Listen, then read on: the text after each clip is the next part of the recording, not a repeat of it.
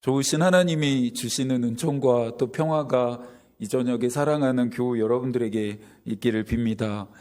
신년의 대부분의 설교들은 방향에 초점을 맞추게 되는 것 같습니다. 그도 그럴 것이 한 해를 그리스도 안에서 또 그리스도인으로서 올바른 방향을 설정할 수 있도록 돕기 위함입니다.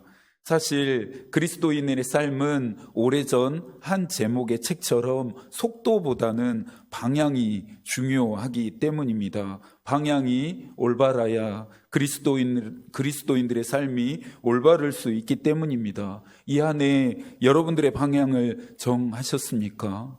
로마서 12장에서 바울이 권면하듯이 여러분들이 이 세대를 본받지 말고 오직 마음을 새롭게 함으로 변화를 받아서 하나님의 선하시고 또 기뻐하시고 온전하신 뜻이 무엇인지를 분별하게 되실 수 있기를 축복합니다. 올바른 방향에 대해서 나누는 이유는 조금 전에도 말씀드렸던 것처럼 방향에 따라 길이 달라지게 되기 때문입니다. 여러분들이 한 해를 시작하면서 하나님 안에서 올바른 방향을 정해야 하는 이유는 이 미세한 방향의 설정이 올 한 해 여러분들의 삶 안에 큰 변화를 일으키게 할 것이기 때문입니다. 오늘 우리가 함께 읽은 시편 1편도 방향에 대한 도전이라 할 수 있고 이 방향에 따라 걷게 되는 길이 달라진다라고 말하고 있습니다. 시편 1편은 시편 150편에 이르는 시편 전체의 안내서인 동시에 결론이 되면서 1절부터 6절까지 짤막한 내용일지라도 그리스도인들에게 많은 교훈과 가르침을 제공하고 있습니다. 세상에는 참 많은 길들이 있습니다. 누가 시작했는지 모르지만 인생을 길에 비유한 것이 너무나 적절하다 여겨집니다. 우리의 인생이 길과 참 많이 닮았기 때문입니다. 저마다 좋아하는 길, 걷고 싶은 길을 따라 걷게 됩니다. 저마다 좋아하고 바라는 것들을 따라 살고 있습니다. 하지만 성서는 많은 길들에 대해 말하지 않습니다. 다양한 길에 대한 선택을 요구하지도 않습니다. 성서가 말하는 길은 오직 두 가지 뿐입니다. 6절입니다. 무릇 의인들의 길은 여호와께서 인정하시나 악인들의 길은 망하리로다. 성서가 말하는 길은 의인들의 길과 악인들의 길만 있습니다. 시편 1편은 의인들의 길과 악인들의 길을 비교하면서 각각 그 길에 들어설 때 마주하게 되는 결과를 제시합니다. 그러면서 시편 1편을 읽는 우리로 하여금 어떤 길에 들어설 것인지를 선택하라 도전합니다. 그렇다면 먼저 시편에서 의인과 악인을 가르는 기준이 무엇인지부터 알아야 하겠습니다. 자신을 나쁜 사람, 악인이라 평가하는 사람은 없을 것입니다. 스스로를 향해 손가락질하는 사람은 없을 것입니다. 그러나 성서는 사람을 평가할 때 도덕적이거나 윤리적인 잣대를 가지고 판단하지 않습니다. 하나님 나라의 원칙은 다르기 때문이죠. 의인과 악인을 가르는 기준을 같은 시편 145편 20절에서 말합니다. 여호와께서 자기를 사랑하는 자들은 다 보호하시고 악인들은 다 멸하시리로다. 조금 전 읽었던 6절과 1치를 이루는 말씀인데요. 차이가 있다면 의인들 대신에 여호와를 사랑하는 자들이라고 표현하고 있습니다. 그렇다면 의인은 누구입니까? 곧 하나님을 사랑하는 자들입니다. 하나님이 보실 때 도덕적으로 윤리적으로 무음한 자들이 의인이 되는 것이 아니라 오직 하나님을 사랑하는 자들만이 의인입니다. 여러분, 의인입니까? 아니면 악인입니까?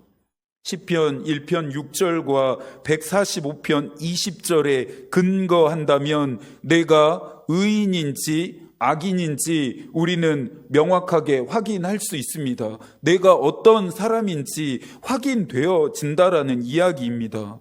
내가 하나님을 사랑한다면 나는 의인이고 반대로 하나님을 사랑하지 않는다면 악인이 됩니다. 웨슬리는 양자의 영을 받은 자들은 하나님을 사랑해야 한다 말합니다. 즉 하나님의 자녀된 자들은 하나님을 사랑하는 것이 마땅하다라고 하는 의미인데요. 저와 여러분은 양자의 영을 받았습니다. 저와 여러분은 하나님의 자녀가 되었습니다. 그렇다면 저와 여러분은 하나님을 사랑하고 있는지를 점검해야 하겠죠. 의인과 악인을 구분하는 기준은 하나님을 사랑함이라 했습니다. 이제는 하나님을 사랑하는 것이 그렇다면 무엇으로 증명되고 확인되는지도 알아보아야 합니다. 내가 하나님을 사랑하는 삶을 과연 살고 있는지, 아니면 하나님을 사랑하지 않는 삶을 여전히 살고 있는지 확인이 되어야 하기 때문입니다. 그래야만 무엇을 해야 할지, 무엇부터 해야 할지 분명해지기 때문입니다. 오늘의 시편 1편 1절과 2절의 말씀인데요. 한 번 더 읽어볼까요? 복 있는 사람은 악인들의 꾀를 따르지 아니하며 죄인들의 길에 서지 아니하며 오만한 자들의 자리에 앉지 아니하고 오직 여호와의 율법을 즐거워하여 그의 율법을 주야로 묵상하는도다. 하나님을 사랑하는 사람은 오직 여호와의 율법을 즐거워하고 묵상하는 자들입니다. 예수께서도 같은 말씀을 요한복음 14장 21절에서 말씀하셨습니다. 나의 계명을 지키는 자라야 나를 사랑하는 자니 나를 사랑하는 자는 내 아버지께 사랑을 받을 것이요 나도 그를 사랑하여 그에게 나를 나타내리라. 시편과 예수의 말씀하심을 포함해서 성서 전체에서 가르치는 하나님을 사랑하는 삶은 오직 하나입니다. 하나님의 말씀을 읽고 묵상하며 그대로 행하는 것입니다. 이것이 하나님을 사랑하는지 그렇지 않은지를 평가하는 기준이 된다고 성서가 우리에게 가르쳐 줍니다. 그렇다면 다시 여러분에게 묻고 싶습니다. 물론 이 물음은 저를 향한 것이기도 합니다. 여러분 하나님의 말씀을 읽고 묵상하면서 그대로 행하는 삶을 살고 계십니까? 하나님의 말씀을 여러분들 실천하고 계십니까? 하나님의 말씀을 가까이 하고 계시나요? 이것을 통해 하나님에 대한 저와 여러분의 사랑이 확인되고 증명되어진다. 성서가 오늘 우리에게 도전하고 있습니다. 요한일서 2장 3절과 4절의 말씀은 훨씬 더 날카롭게 우리에게 경고합니다.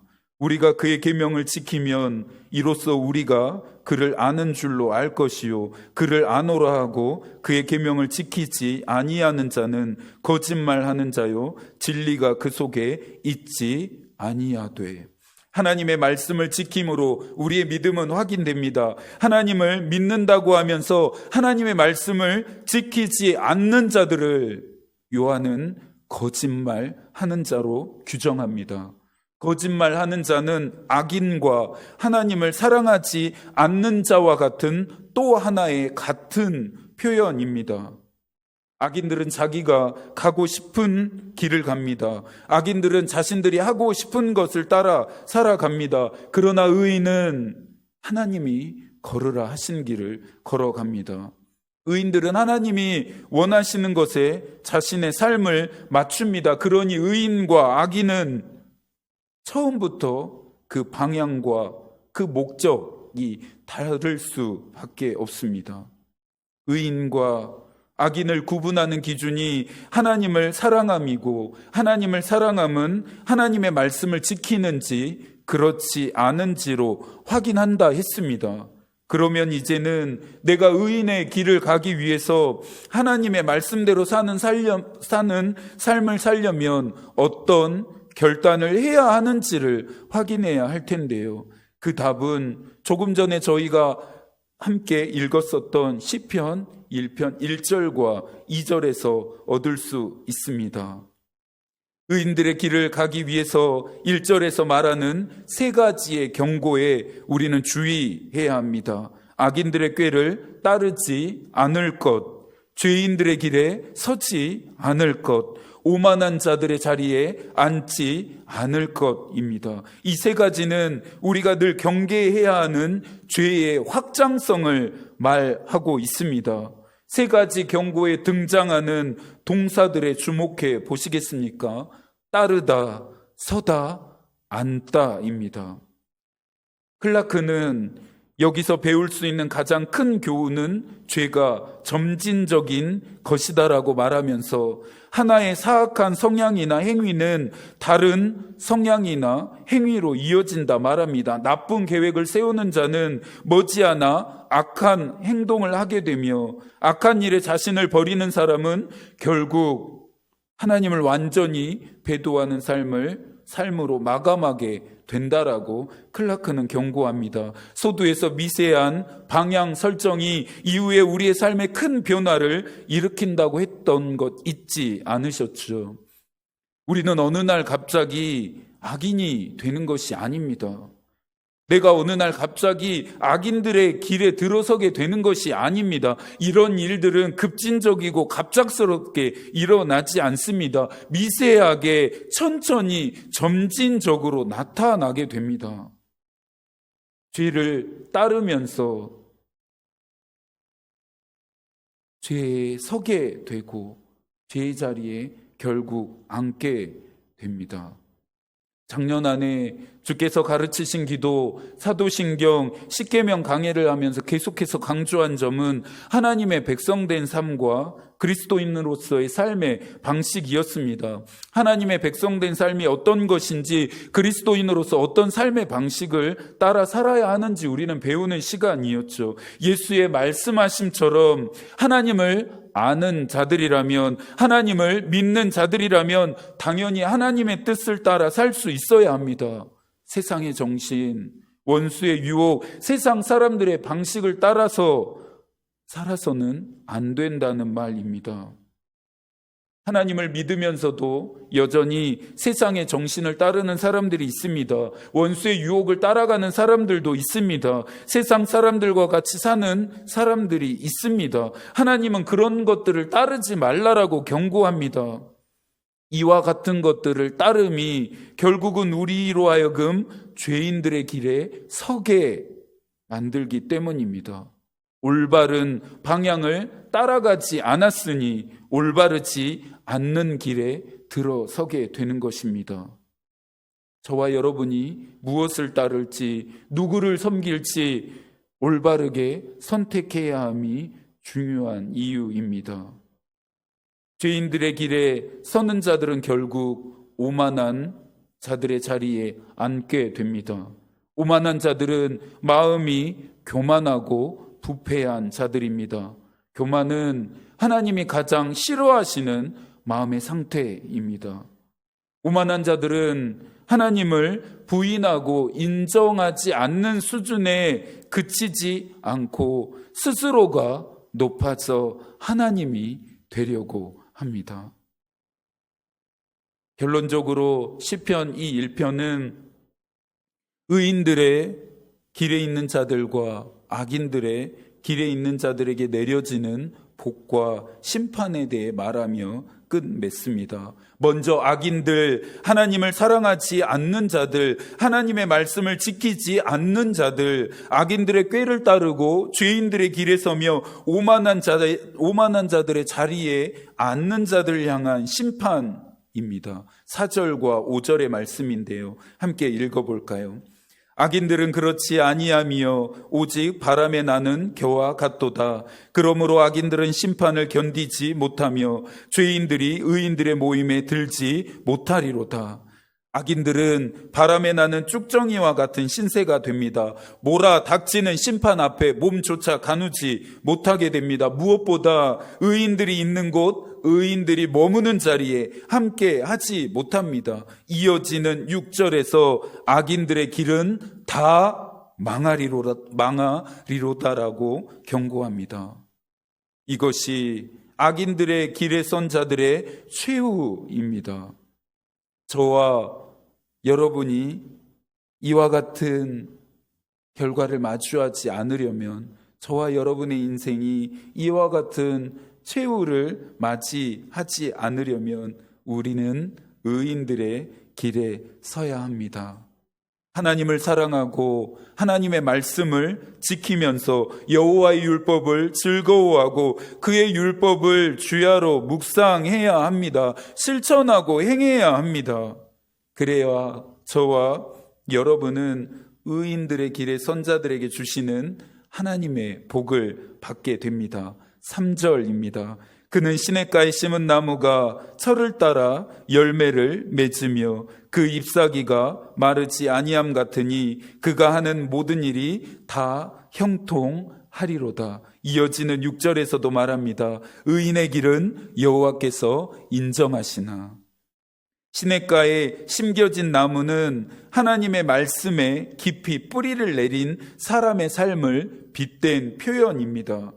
하나님에게 깊이 뿌리 내린 사람은 그로부터 풍성하고 충만한 것들을 공급받아서 열매를 맺습니다. 모든 일에 하나님이 함께 하십니다. 하나님의 인정까지 받게 됩니다. 사람에게 인정받는 것도 신나고 즐겁고 행복한데 하나님께 받는 인정은 더할 나위 없습니다. 사람의 인정과는 비교조차 할 수 없습니다. 여러분, 하나님이 인정하시는 사람이 되시겠습니까? 아니면 하나님이 심판하시는 사람이 되시겠습니까? 올 한 해가 시작되었습니다. 정신을 차리고 올바른 방향을 설정해야 합니다. 의인들의 길을 걸을 것인지 악인들의 길을 걸을 것인지 우리는 날마다 선택하고 또 점검해야 합니다. 저와 여러분이 하는 이 설정과 선택에 따라 저와 여러분의 인생에서 마주하는 결과도 달라지게 될 것입니다.